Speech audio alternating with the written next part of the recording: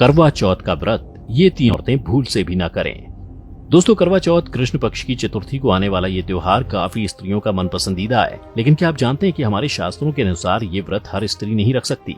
जी हाँ, शास्त्रों की माने तो 3 महिलाएं ऐसी होती हैं जिन्हें ये व्रत भूल से भी नहीं करना चाहिए, क्योंकि ऐसा करने से मां गौरी तो उनसे नाराज होती ही हैं, साथ ही इससे उनके पति की जान पर खतरा भी मंडरा सकता है।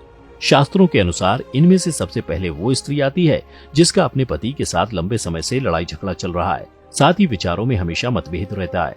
हमेशा दोनों अपने रिश्ते को लेकर तनाव में ही रहते हैं या काफी समय से दोनों एक दूसरे से दूर रहते हों, तो ऐसी स्त्री को इस व्रत का पालन नहीं करना चाहिए, क्योंकि ऐसे तनाव भरे माहौल में मन में पति के प्रति बुरे बुरे ख्याल आते हैं और ऐसे बुरे विचारों के साथ व्रत करने से इस व्रत का निरादर होता है, जिसके बाद माता गौरी इस अनमने ढंग से किए गए व्रत से प्रसन्न नहीं होती और परिणाम स्वरूप दोनों को ही कठिन मुश्किलों का सामना करना पड़ता है। साथ ही उनके रिश्तों में भी दरार पड़ सकती है।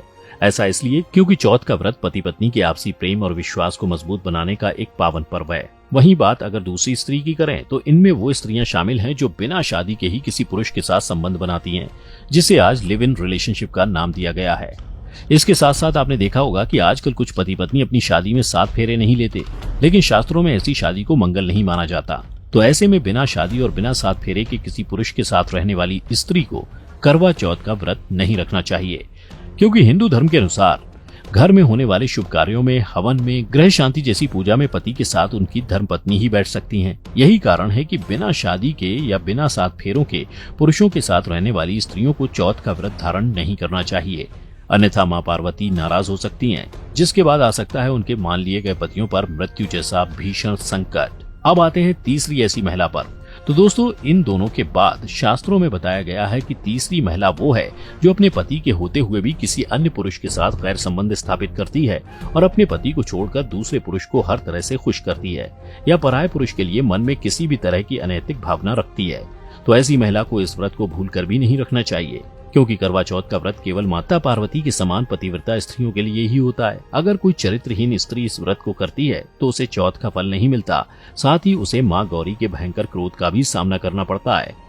ऐसा इसलिए क्योंकि सनातन धर्म में स्त्री को ही शक्ति का रूप माना गया है, इसलिए उन्हें ये वरदान मिला है कि वो जिस चीज के लिए भी तपस्या करेंगी उसे उसका फल अवश्य मिलेगा, जिसका वर्णन हमारी एक पौराणिक कहानी में भी मिलता है, जिसमें सावित्री कठिन परीक्षाओं को पार करने के बाद अपने पति को मृत्यु लोक से वापस ले आती हैं।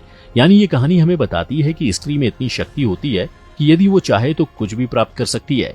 इसलिए वर्तमान समय में महिलाएं अपने पति की लंबी उम्र और उसके सुख समृद्धि के लिए एक तरह से इस व्रत के रूप में तपस्या ही करती हैं। और अगर कोई भी स्त्री किसी भी तरह से शक्ति या व्रत का अनादर करती है तो उसके सुहाग पर भारी संकट आने की संभावना निश्चित हो जाती है।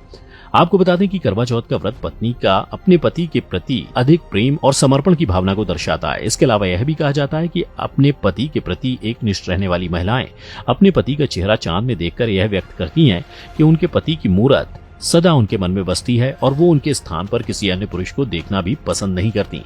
इन 3 महिलाओं के अलावा गर्भवती महिलाओं को भी इस व्रत को नहीं रखना चाहिए।